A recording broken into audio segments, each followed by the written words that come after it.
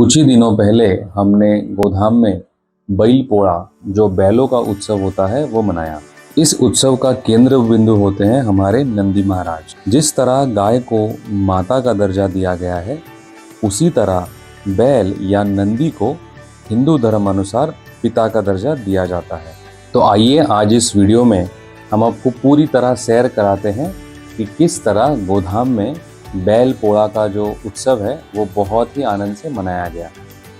सबसे पहला काम था कि सारे मस्तीखोर और नटखट लड़कों को नहलाने के लिए लेके जाना। आपने कई बार भैंसों को नदियाँ या पानी में ऐसे ही पड़े हुए देखा होगा और वो बहुत आनंद से नदी में जाना पसंद करती हैं, लेकिन गाय या बैलों के साथ ऐसा नहीं होता। गाय या बैलों को तैरना बहुत अच्छी तरह आता है, लेकिन वो पानी में इतना जाना पसंद नहीं करते। तो आगे है बालाजी, फिर श्री राम, भरत, कमल और गोकुलानंदा। ये सारे बैलों को संतोष और हमारे जो गो सेवक हैं कचरू तात्या, वो अब कुएं की तरफ लेके जा रहे हैं। बालाजी को पहले लगा कि उसको सिर्फ पानी पिलाने के लिए कुएं पे लाया है, लेकिन बाद में उसे पता चला कि आज तो प्लान है उसके नहलाने का। आप देखोगे बालाजी बिल्कुल पानी में जाने के लिए तैयार नहीं है, लेकिन संतोष और तात्या ने आज पूरी तरह मन बना लिया है कि उनको किसी भी हालत में बैलों को आज नहलाना ही है। ये कुआं भी काफी गहरा है, लगभग 40 फीट गहरा ये कुआं है और बालाजी उतरने में बिल्कुल ही रिलक्टेंट है, इसलिए संतोष खुद अब कुएं में उतर गया है और वो आगे से बहुत ही मुश्किल से उसे खींचने का प्रयास कर रहा है और कचरू तात्या पीछे से बालाजी को पुश कर रहे हैं और किसी भी हालत में ये बालाजी को अंदर पानी में तैराना चाहते हैं।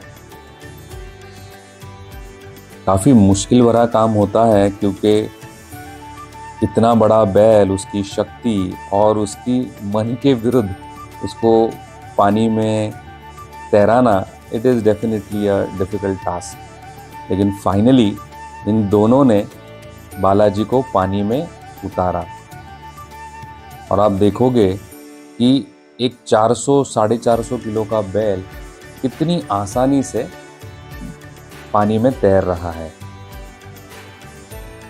और मैं ये भी आपको बहुत कॉन्फिडेंटली कह सकता हूँ that Balaji would also now must be enjoying. और इस नहाने के बाद उसको जो ब्रशिंग, मालिश और जो फ्रेशनेस का अनुभव होगा, तो उसकी सारी मक्खियाँ, मच्छर या उसमें टिक्स होते हैं गाय या बैलों को, तो वो सारे निकलने की वजह से बालाजी को भी बहुत हल्का और रिलैक्स महसूस होगा। अब बालाजी होने के बाद 1 बाय 1 बाकी बैलों को भी इसी तरह हम नहलाने का कोशिश और प्रयास करेंगे। बैलों को पूरी तरह पानी में उतार के एक दो फायदे भी होते हैं। एक तो है उनका पूरा शरीर जो है वो गीला हो जाता है और तैरने की वजह से उनका शरीर भी हल्का हो जाता है।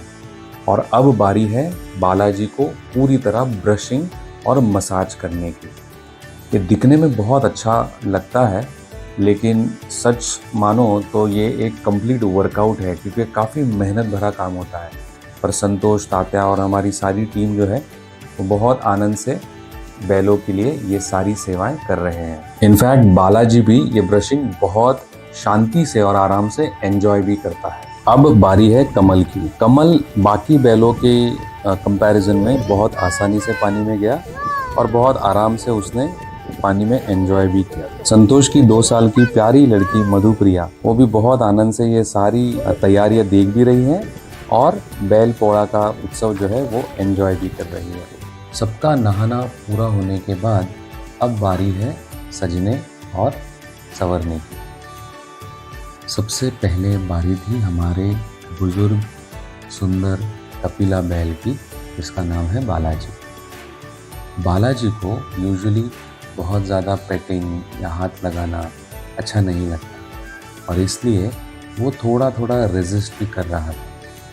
फिर हमने बालाजी को मोतियों की माला पहनाई, गले में घंटी बांधी, उसको रस्सियों से सजाया गया और उसके बाद सबसे मुश्किल काम था उसके पैरों में घुंघरू की माला बांधना।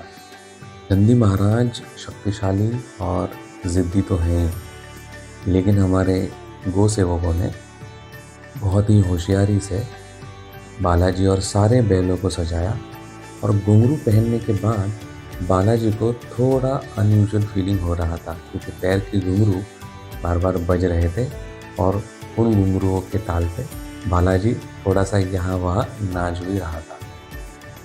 इसके बाद हमने पूजा की तैयारी शुरू कर दी। हमारी गौशाला की माता और बहनों ने सारे बैलों का ऑक्शन किया और सभी के लिए एक स्पेशल फीस्ट भी बनाई थी। सारे बैलों के लिए स्पेशल पूरन पोली का नैवेद्य बनाया था। महाराष्ट्र में ऑलमोस्ट हर गांव, हर जिले में पूरन पोली ही बैल पोड़ा के दिन नैवेद्य के स्वरूप में बैल को या नंदी महाराज को दिया जाता है।